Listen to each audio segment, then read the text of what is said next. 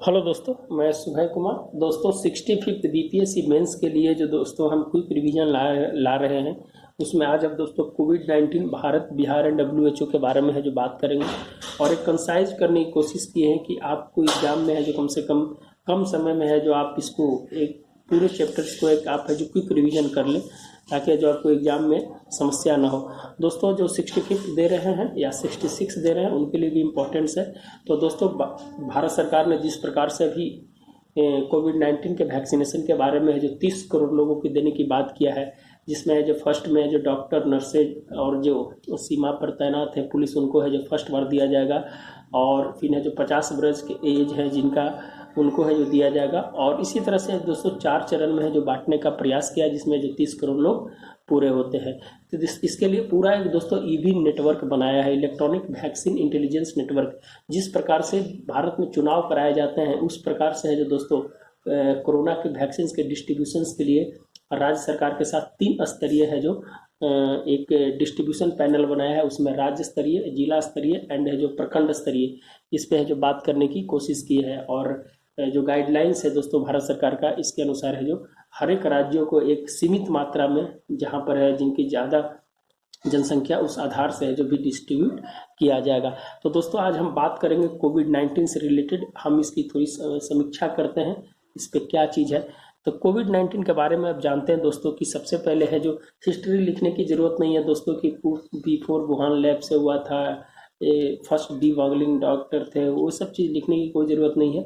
आप है जो डायरेक्ट अगर आना चाहते हैं तो जोनोटिक डिजीज होता है, जो डिजीज ये आप है जो पशुओं से और पक्षी से या किसी प्रकार से अगर फैलता है तो उसको जोनोटिक डिजीज कहते हैं। और ये 3 प्रकार का होता है दोस्तों, ट्रोपलेस, एरोसिल और कॉन्ट्रैक्ट ट्रांसमिशन। ट्रोपलेस में होता है कि 2 मीटर तक है जो उसके है जो इफेक्ट होता है, 2 मीटर तक अगर कोई उसके संपर्क में आ जाता है तो है जो उसको या तो सांस के द्वारा या उसको छूने के द्वारा किसी प्रकार से आता है तो उससे संक्रमित हो जाता है। एरोसिल होता है दोस्तों कि जो आप मुंह से जो छोटे छोटे जो बूंदे निकलते हैं उससे भी है जो संक्रमित कर देता है। और कॉन्ट्रैक्ट ट्रांसमिशन के बारे में जानते हैं दोस्तों कि छूने से भी होता है। तो आप जानते हैं कि आईसीएमआर ने 11 तरह की गाइडलाइंस जारी किए थे किस माध्यम से है जो फैलता है। तो कभी कभी है जो दोस्तों क्वेश्चन ये सब पूछ दिए जाते हैं, अगर वहाँ आपको लिखना होता है तो इसको है जो लिखने का भी प्रयास कीजिएगा। तो 11 प्रकार के ऐसे है जो आईसीएमआर के द्वारा है जो गाइडलाइंस दिए गए थे, जिसके कारण है जो कोरोना वायरस फैलता है। दोस्तों 11 मार्च 2020 को है जो इसे ग्लोबल पेंडेमिक है जो डब्ल्यूएचओ ने है जो घोषित कर दिया था। और उसके आधार पर है दोस्तों भारत में भी है जो इसको महामारी का रूप ले लिया था। महामारी कहते हैं कि इसको दोस्तों कि दुनिया के अलग अलग देशों में एक साथ नए प्रारूप के बीमारी का फैलाव जो होता है उसको है जो कहीं ना कहीं है जो महामारी बोला जाता है, उसको ग्लोबल पेंडेमिक का है जो रूल दिया जाता है। 2015 में है जो दोस्तों इसको है जो एक नया नामकरण के रूप में भी किया गया था। वह जो आप डब्ल्यूएचओ के वेबसाइट पे जो दिया हुआ है वहाँ से आप जो उसको ले सकते हैं। सामान्य जुकाम से परिवर्तित होकर एक गंभीर बीमारी में परिवर्तित हो जाता है। दोस्तों आप जानते हैं कि इसकी स्थिति है जो इतनी खराब है कि भारत के साथ वर्ल्ड के सभी जगह ऐसे ऐसे देश हैं जहाँ पर है जो कोरोना वायरस का है जो प्रभाव है जो एक नकारात्मक रूप में रहा, जिसके बहुत सारी है जो मौतें हुई। अब है जो उसको देख सकते हैं भारत में 7 प्रकार के जो प्रकृति पाई गई, जिसे 7वां जो है नोवल कोरोना वायरस है जो इसको कहा जाता है। अभी दोस्तों के कोविड कोरोना वायरस डिजीज 19 ये सब दोस्तों लिखने की कोई जरूरत नहीं, या फिर जो पढ़ने के आप जो इसको जो कहें छोटा चीज़ है, ये सब चीज़ मेंस में लिखने का कोई इंपॉर्टेंस नहीं होता है। दोस्तों डब्ल्यूएचओ एंड भारत, ये है जो दोस्तों 2019-23 के साथ एक परिवर्तन नीति है जो दोस्तों भारत के साथ है जो बना है। ट्रांसफॉर्मेशन एक पॉलिसी बनाया है डब्ल्यूएचओ और भारत ने मिलकर, जो आयुष्मान भारत आप परियोजना देखते हैं दोस्तों, इसी का परिणाम है जो 2019-23 में जो भारत ने जो डब्ल्यूएचओ को सामने प्रस्ताव रखा था, प्रस्ताव को कहीं ना कहीं जो सराहा था डब्ल्यूएचओ ने, और उसके माध्यम से जो दोस्तों है जो यहाँ पर आयुष्मान भारत को लागू किया गया था। जिस प्रकार से अमेरिका में मोदी ओबामा केयर था, उस प्रकार से है जो भारत में भी है जो मोदी केयर के नाम से है जो राष्ट्रीय जो स्वास्थ्य मिशन था, नेशनल हेल्थ पॉलिसी को है जो मर्ज करके है जो आयुष्मान भारत है जो बना दिया गया था। आप जानते हैं 50 करोड़ लोगों को है जो उसमें बहुत सारी चीज़ें 5 लाख तक कवर बीमा किया जाएगा। भारत के चिकित्सा कूटनीति को सहारा है दोस्तों डब्ल्यूएचओ के चेयरमैन जो है, उन्होंने है जो भारत के जो चिकित्सा कूटनीति है जिसको 150 देशों में भारत ने जो ऑपरेशन मिशन सागर के माध्यम से सभी देशों को जो सहायता जो प्रदान किया है, उसको भारत भारत के बारे में है जो WHO ने एक है जो ग्लोबल लीडर और ग्लोबल चिकित्सा कूटनीति के रूप में है जो कहीं ना कहीं उसको संवारा है। भारत को बोला है कि भारत है जो वैश्विक नेतृत्व कर सकता है। अभी हाल फिलहाल में दोस्तों आप UN के 75वें महाधिवेशन में निश्चित रूप से जो प्रधानमंत्री मोदी जी ने है जो UN के ऊपर सवाल उठाया था कि जब कोरोना पेंडेमिक हो रहा था तो आपकी जो भूमिका कहाँ थी। तो यह जो इस तरह से है जो UN के बारे में ये जो कहीं ना कहीं है जो अपने प्रधानमंत्री जी ने है जो 75वें सत्र में है जो कहा था। वोल्कन बोजनीर है जो 75वें सत्र के अध्यक्ष थे, वो तुर्की के हैं दोस्तों, ध्यान रखिएगा उसको। बौद्धिक संपदा में छूट है तो WHO से नियम में परिवर्तन की मांग की है। भारत के साथ दक्षिण अफ्रीका और ऑस्ट्रेलिया ने जो बौद्धिक इंटेलेक्चुअली जो देश के पास अगर वैक्सीन तैयार हो जाता है तो सभी देशों को वितरण करने के लिए जो इंटेलेक्चुअल प्रॉपर्टी होता है उसको है जो कहीं ना कहीं है जो परिवर्तन करने की मांग की गई है। 2001 में एक संशोधन लाया गया था WHO के अंदर में कि कोई भी अगर महामारी आती है तो अगर किसी के देश के पास अगर वो प्रॉपर्टी होती है तो प्रॉपर्टी को सार्वजनिक कर देना चाहिए ताकि जो मानव मूल्यों को बचाया जा सके। तो ये सब दोस्तों जो करंट सिनारियो से सब लिया गया डेटा है, आप है जो निश्चित रूप से लिखने का प्रयास कीजिएगा। कार्यक्रम में तेजी को प्रसार करने हेतु है जो WHO ने भारत को है जो सराहा है कि एक लॉकडाउन का प्रभाव जो भारत में रहा।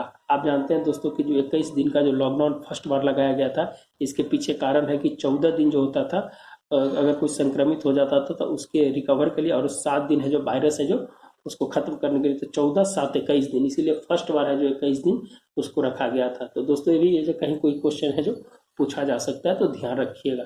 अब यह जो एग्जीक्यूटिव जो चेयरमैन है दोस्तों भारत के, जो डॉक्टर हर्षवर्धन है, जो हमेशा एक संवाद करते हैं संडे को, जो ऑनलाइन संवाद होता है उसमें बहुत सारी है जो समस्या जो आती है इससे रिलेटेड, वो है जो आप उसको सुनने की कोशिश कीजिएगा अगर आपको समय मिलेगा तो। संडे संवाद करके उनका एक कार्यक्रम आता है, उसमें जो WHO से रिलेटेड है जो बातें हैं जो बताते हैं। तो दोस्तों इसके लिए है जो इम्पोर्टेंट जो था उसको मैंने लिखने का प्रयास किया। इसके लिए भारत में कौन कौन सा अधिनियम है जो इसके बार लगाया गया है दोस्तों, तो महामारी रोग अधिनियम 1897, जानते हैं दोस्तों कि 1896 में जो पहले प्लेग का जो फैलाव हुआ था उसके बाद है जो महामारी रोग अधिनियम 1897 में लाया गया था। आवश्यक वस्तु अधिनियम 1955 जो अब है जो 2020 हो गया है दोस्तों, अभी अध्यादेश के माध्यम से इसमें जो चेंजिंग किया गया है। राष्ट्रीय आपदा कानून 2005, disaster management and peer care funds की है जो व्यवस्था है जो इसमें किया गया था। महामारी रोग अधिनियम 1897 लागू करने वाला जो पहला राज्य है दोस्तों कर्नाटक था, जो 2020 में जो सबसे पहले है जो इसको लागू किया था। इसके अंदर धारा 2(1) जो है जो राज्यों को विशेष प्रावधान देता है इस स्थिति में, और धारा 2(2) के अंदर है जो कोई भी राज्य है जो अपने मानव मूल्यों की रक्षा करने के लिए है जो उसको है जो सीमा को सील कर सकता है। तो कुछ अधिनियम को है जो जरूर वहां लिखने का प्रयास कीजिएगा दोस्तों। आवश्यक वस्तु अधिनियम 1955 जो था उसमें है जो संशोधन अभी वर्तमान में किया गया है दोस्तों, और जो पेंडेमिक चल रहा था तो अध्यादेश को लाया गया था, उसमें है जो सैनिटाइजर और मास्क को है जो उसके अंदर है जो विशेष प्रकार से है जो उसको लागू कर दिया था। राष्ट्रीय आपदा 2005, इसमें धारा 14, धारा 25 और धारा 42। धारा 14 है जो राज्यों को विशेष प्रावधान देता है, धारा 25 है जो जिला को विशेष प्रावधान देता है, और धारा 42 में अगर किसी प्रकार की स्थिति अगर बनती है तो उसके लिए प्रशिक्षण की व्यवस्था है जो राज्य सरकार करेगी ताकि उसे इससे जल्दी है जो निपटा जा सके। तो दोस्तों राष्ट्रीय आपदा 2005, disaster management act. PM care fund है दोस्तों कि इसी के अंतर्गत धारा 3 के अंतर्गत है जो इसको बनाया गया है। इसमें है जो 3 सदस्य होते हैं, आपको प्रधानमंत्री, गृह मंत्री और है जो वित्त मंत्री को इनमें रखा गया है। और PM केयर फंड्स जो होता है दोस्तों prime minister citizen assistant relief for emergency situation इसको कहा जाता है। और इसके लिए है जो दोस्तों हाल फिलहाल में है जो सुप्रीम कोर्ट का जजमेंट भी आया था कि इसे है जो ट्रांसफर कर देना चाहिए डिजास्टर मैनेजमेंट में, जिसको ट्रांसफर कर देना चाहिए, लेकिन है जो सुप्रीम कोर्ट का जजमेंट है कि पार्थ सारथी सहायता कोष से इसमें कोई भी है जो सहायता कर सकता है, और उसको जो खारिज कर दिया था। तो दोस्तों ये सब कुछ इंपॉर्टेंट छोटा छोटा चीज है, उसको जो ध्यान रखिएगा। इस अधिनियम इस लॉकडाउन या कर्फ्यू के समय अगर दोस्तों जो सबसे ज्यादा जो प्रावधान IPC हुआ 269, 270 और 144, इसमें है दोस्तों कि अगर कोई अपने अनजाने में अगर किसी को अगर कोविड अगर फैलाना चाहता है, महामारी फैलाना चाहता है, उसके अंतर्गत 269 और 270 है जो लगता है, उस पर 6 महीना से 2 साल की जो सजा होती है।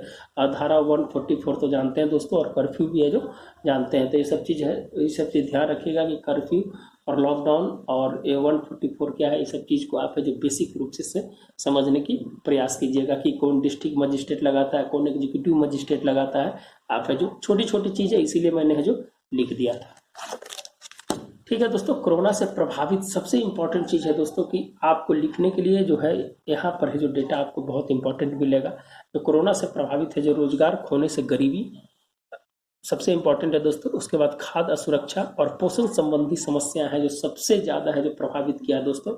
और अगर बाल सुरक्षा की बात किया जाए दोस्तों, तो शिक्षा, पोषण और स्वास्थ्य, ये है जो सबसे ज़्यादा है जो प्रभावित किया है दोस्तों। शिक्षा के मामले में अगर कहा जाए तो NCERT का एक रिपोर्ट्स आया है जिसके माध्यम से, और जो ऑनलाइन शिक्षा की जो बात किया जाता है उसमें बिहार ऐसे राज्य में अगर बात किया जाए तो 20% भी है जो लोगों के पास है जो पाठ्यक्रम की चीज़ें हैं जो नहीं पहुंच पाई। यह दोस्तों एक रिपोर्ट्स है, उस रिपोर्ट्स के माध्यम से हम बता रहे हैं। अब हाल फिलहाल में रिपोर्ट्स आया था।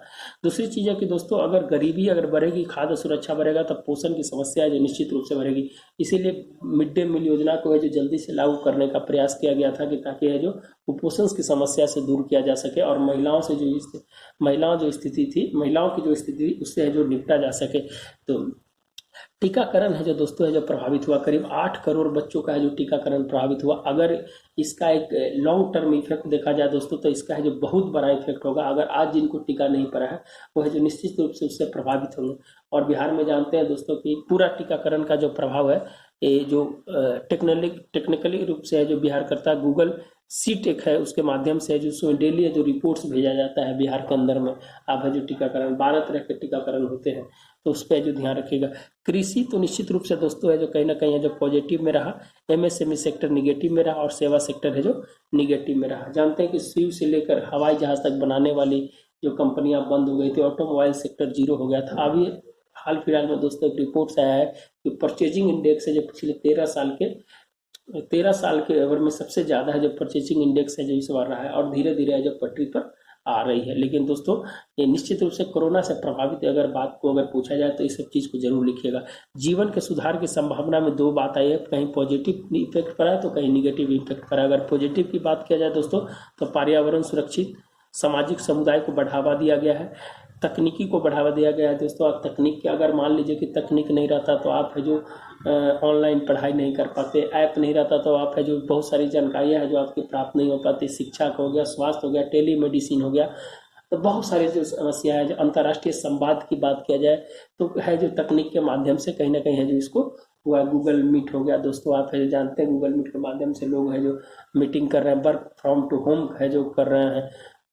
तो ये सब है जो दोस्तों कहीं ना कहीं है जो इसका प्रसार है जो हुआ है, और टेक्निकली है जो तकनीक का है जो बहुत बड़ा है जो विकास है जो देखा गया है। खर्चे में कमी देखी गई है दोस्तों, जहाँ शादी ब्याह ऐसी बात हो गई या समारोह की बात हो गई तो वहाँ पर है जो बंद होने से है जो खर्चे में कमी आई है। लोगों के जीवन स्तर का अलग तरह से बदलाव किया है। हेल्थ इंफ्रास्ट्रक्चर को बढ़ाने की है जो यहाँ पर है जो बात की गई, पता चला कि कहाँ कमियां है। एक रिपोर्ट्स के मुताबिक 1445 लोगों पर एक डॉक्टर है पूरे भारत में। अगर बिहार में अगर बात किया जाए तो वहाँ से ये जो 10 से 15 हज़ार तक है जो इसका संख्या है जो बढ़ सकता है। डॉक्टर की, नर्सों की संख्या भी उसी आकार से है जो बिहार में है जो कहीं ना कहीं है जो कमी है। तो राज्य स्तर पर और देश स्तर पर, दोनों स्तर पर आपको है जो लिखने की है जो बात है, ये है जो बढ़ाने का है जो हेल्थ इंफ्रास्ट्रक्चर को बढ़ाने का समय है। अगर हम निगेटिव की बात किया जाए दोस्तों, तो ह्यूमन साइकोलॉजी पे प्रभाव पड़ा है। इफिशियंसी कम हुआ लोगों की सोने की। एक रिपोर्ट्स के अनुसार लोग है पहले है जो 445 मिनट सोते थे, अब है जो संख्या बढ़कर है जो 500 के आसपास हो गया है। 9 घंटे के आसपास से जो अब सोने लगे हैं। ओल्ड समुदाय को खतरा है दोस्तों, हर जानते हैं कि जो ओल्ड समुदाय उनको सबसे ज़्यादा खतरा है। बौद्धिक विकास है जो कम हो रहा है। सोशल वायलेंस है जो डोमेस्टिक वायलेंस है जो कहीं ना कहीं है जो बढ़ा है। ग्लोबल GDP का नुकसान हुआ है। सप्लाई चेन ब्रेक हुआ है और उद्योग और फिल्म पर प्रभाव पड़ा है। फिल्म है जो रिलीज नहीं हो रहा था और उद्योग पे सबसे ज़्यादा आप जानते हैं कि दोस्तों ये जो एक माध्यम से जो फिल्म की इंडस्ट्री के बारे में एक रिपोर्ट है कि दोस्तों जो बहुत सारा है जो नकारात्मक है जो प्रभाव पड़ा है। और बोला जाता है दोस्तों कि इस समय जो स्थिति है उसमें जो आत्महत्या के मामले में भी है जो कहीं ना कहीं है वृद्धि हुई है। तो ऑनलाइन प्लेटफॉर्म पे जो फिल्म का रिलीज हो रहा था, जिसके कारण है जो फिल्म इंडस्ट्री को कहीं ना कहीं है जो नकारात्मक प्रभाव पड़ा है। अगर हम बिहार की बात किया जाए दोस्तों, तो आंतरिक प्रवासी मजदूर की समस्या जो सबसे ज़्यादा है जो बिहार में देखी गई। और बिहार में जानते हैं दोस्तों कि 21 लाख लोगों को प्रवासी कोरोना ऐप के माध्यम से जो 1,000 रुपया जो भेजा गया था।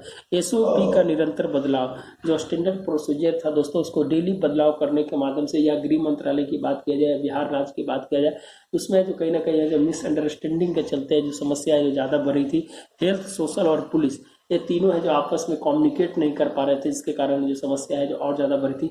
Tracing, testing, team work, treatment, isolation, quarantine की समस्या कहीं ना कहीं जो बिहार के लिए है जो परेशानी का सबक है। लेकिन बिहार के लिए एक अच्छी बात थी दोस्तों कि death rate and recovery rate है जो सबसे ज़्यादा बिहार का था, जिसके कारण है जो बिहार है जो इसमें है जो कहीं ना कहीं है जो सफल रहा, और सरकार की है जो एक सकारात्मक भूमिका ने इसे है जो और अच्छे अंजाम दिया। अगर तकनीक की बात किया जाए तो दोस्तों, तो आरोग्य सेतु ऐप, संजीवन ऐप के तकनीक के माध्यम से है जो इसका है जो उपयोग किया गया। बिहार कोरोना सहायता ऐप के माध्यम से 21 लाख लोगों को है जो मदद किया गया। और कोविड अस्पताल जो पीएम केयर फंड से जो बना था दोस्तों, वो है जो बीटा में बना है, और दूसरा है जो मुजफ्फरपुर में बना। ऐसे जो फर्स्ट जो कोविड अस्पताल बनाया गया था दोस्तों, यह जो नालंदा एनएमसी जिसके आप कहते हैं, उसको है जो सबसे पहले बनाया गया था। लेकिन दो है पीएम केयर फंड से, बीटा और मुजफ्फरपुर में बनाया जा रहा है दोस्तों। इसके लिए योजना पर हम बात करेंगे कि इस कोरोना काल में कौन कौन सी योजना है जो ज़्यादा है जो कारगर साबित हुई और इसके लिए सबसे ज़्यादा प्रयोग किया गया। पीएम गरीब कल्याण योजना, गरीब रोजगार कल्याण योजना, जो दोस्तों खगड़िया के तेलिहार से जिसको लागू किया गया था, जिसमें 6 राज्यों के 116 जिले थे और बिहार के 32 जिले थे, और टोटल 32,000 रुपये है जो इस पर खर्च हुआ है दोस्तों। जल जीवन हरियाली, सामुदायिक शौचालय, प्रधानमंत्री ग्राम आवास योजना, चाहे आप है जो भारत नेट कार्यक्रम के माध्यम से सबको जोड़ना था, इस सब है जो दोस्तों रोजगार प्राप्त करने के लिए ये और मनरेगा बहुत ही इंपॉर्टेंट रोल है जो अदा किया है दोस्तों। आत्मनिर्भर भारत, आप जानते हैं कि दोस्तों ये है जो आपदा को कैसे अवसर में बदला जाएगा, इसका भी एक नया है जो देखने को मिला है। आत्मनिर्भर भारत को वोकल टू लोकल से माध्यम से आपदा से अवसर में ट्रांसफर करने की बात किया गया है। स्वदेशी आंदोलन की 21वीं सदी का स्वदेशी आंदोलन की बात है जो कहीं ना कहीं आत्मनिर्भर भारत में कहा गया। अगर दोस्तों अगर बात किया जाए चाइना की, अगर बात किया जाए, तभी हमारा जो ट्रेड डिफिसिट है 12.3 अरब डॉलर हो गया है, जो कहीं ना कहीं 26 से 27 अरब डॉलर रहता था। और है जो हमारा आयात जो होता था वो है जो कहीं ना कहीं कम हो गया, जो 27% पे रह गया है। तो निश्चित रूप से दोस्तों एक आपदा से अवसर में बदलने की जो कि नीति है जो आत्मनिर्भर भारत लेकर आया है। मनरेगा में 40,000 करोड़ रुपया है जो ज़्यादा है जो इसमें बढ़ाया गया, ताकि जो लोगों को है जो रोजगार मिले। और 20 रुपया है जो बिहार में है जो बढ़ाया गया था दोस्तों, जो सभी जगह बढ़ाया गया था, लेकिन 20 रुपया है जो मनरेगा में जो औसत जो पैसा मिलता था उससे 20 रुपया जो ज़्यादा करके मिल रहा था। पीडीएस बहुत इंपॉर्टेंट हुआ दोस्तों, पब्लिक डिस्ट्रीब्यूशन सिस्टम। ये एक ऐसी योजना थी दोस्तों कि लोगों को अभी 80 करोड़ लोगों को उसके माध्यम से जो 5 किलो चावल और 1 किलो चना है जो मिल रहा है, और जो पहले मिलता था 5 किलो, तो 5-5-10 किलो टोटल हो गया। तो एक भारत खाद्यान्न के मामले में आत्मनिर्भर है, और हमें 2001 के बाद जिससे हमारे जो प्रोडक्शंस में जिस प्रकार की वृद्धि हुई है, कहीं ना कहीं हमारे कृषि को और बेहतर करने की जरूरत है, ताकि जो आने वाला समय में हमें कृषि पर आत्मनिर्भरता है जो बढ़ते चले जाए, ताकि जो जीडीपी में भी सहायता है जो प्रदान किया जाए। स्टार्टअप योजना से माध्यम से दोस्तों जो रोजगार प्राप्त करने की जो बात की गई है, और ग्रामोद्योग योजना जो एमएसएमई को बढ़ावा देने के लिए। तो कुछ ऐसे सेक्टर्स है दोस्तों जिसमें सबसे ज़्यादा प्रयोग है जो किया गया था। अगर हम दूसरी बात किया जाए तो वैक्सीन के बारे में बात कर लेते हैं दोस्तों। अगर लिखने की अगर बात आ गई वैक्सीन में, तो कोवैक्सीन आईसीएमआर, एम्स और बायोलॉजिकल पुणे के द्वारा है जो कोवैक्सीन का निर्माण किया जा रहा है। स्पुतनिक 5 गामेलिया यूनिवर्सिटी जो इंस्टीट्यूट है रसिया के द्वारा, कोविडशील्ड हार्वर्ड एस्ट्राजेनेका और सीरम पुरी के द्वारा है जो कोविडशील्ड को है जो बनाया जा रहा है। कोविड हार्ट ल्यूपिन कंपनी के द्वारा, और सिनोवैक चाइना के द्वारा। तो कुछ ऐसे है जो वैक्सीन के जो चरण होते हैं दोस्तों, वो 4-5 चरण होते हैं, जिसको आप देख लीजिएगा। छोटा चीज़ है, अगर आपको इंटरेस्टेड है तो आप है जो उसको देख लीजिएगा कि 4 से 5 चरण होते हैं। दूसरा चीज़ कि कौन कौन से टेस्ट है जो इसमें किए जाते हैं, तो ट्रूनेट टेस्ट, आरटीपीसीआर टेस्ट, इसको करते हैं reverse transmission transcription polymerase chain reactions, इसका पूरा नाम है दोस्तों। एंटीजन टेस्ट, फेलुदा टेस्ट, और बिहार में एक इकोमा पद्धति है जो चालू किया गया था दोस्तों, इसलिए इकोमा पद्धति को हमें जो यूज कर लिया। तो कुछ छोटे छोटे और बात है दोस्तों, जिसे स्पिल ओवर की बात किया गया, तो जानवरों से कैसे मनुष्य में फैलता है उसको स्पिल ओवर कहा जाता है। तो और बहुत सारी चीज़ें हैं जो कोविड-19 के बारे में था, जो इम्पोर्टेंट स्कोर जो लिखने के लिए जाता हमें जो बता दिए। और एक है जो कैसे है जो ईवी नेटवर्क है जो बना रहा है, जिसको हमने बताया कि कैसे जो 30 करोड़ लोगों तक फर्स्ट वैक्सीन पहुंचाने का जो प्रयास है जो भारत सरकार के द्वारा। तो उससे कुछ ऐसी थी बातें जो मैंने बोल दिया है, और मुझे नहीं लगता है दोस्तों कि इसमें कुछ इम्पोर्टेंट्स रह गए हैं कोविड-19 से रिलेटेड। मैंने सभी तरह से इसको कवर करने का प्रयास किया है। अगर कुछ और ऐसा रह जाए दोस्तों तो निश्चित रूप से है जो आप लिख लीजिएगा कि क्विक रिवीजन में इतना बहुत इम्पोर्टेंट है। दोस्तों हम अगले दिन है जो कुछ नए वीडियो को लेकर आएंगे, जैसे किन्हीं का वीडियो और बिहार से रिलेटेड कुछ डेटा की बात आई थी तो मैं उसको भी है जो डाल दूंगा। और फिर उसके बाद दोस्तों 2-4 वीडियो के बाद मैं 66 का है जो स्टार्ट करूँगा, उसके बाद बिहार स्पेशल, उसके बाद है जो करंट, और करंट के बाद है जो दोस्तों है जो सेट आएगा, 10 सेट आएंगे, 10 सेट से आपका जो पूरा क्वेश्चन रहेगा। तो दोस्तों मिलते हैं नए वीडियो के साथ। धन्यवाद दोस्तों। अगर आपको वीडियो अच्छा लगता हो तो ज़रूर शेयर करें। मेरा मानक कोई होता है कि जो हम काम करते हैं वह जो आप लोग को फ़ायदा हो रहा है। निश्चित है जो कमेंट, लाइक, सब्सक्राइब जरूर करें, ताकि है जो हमारा मनोबल भी आपके साथ है जो बढ़ता रहे और हम भी ये जो काम करने के लिए आपके साथ रहें। धन्यवाद दोस्तों, मिलते हैं नए वीडियो के साथ। धन्यवाद।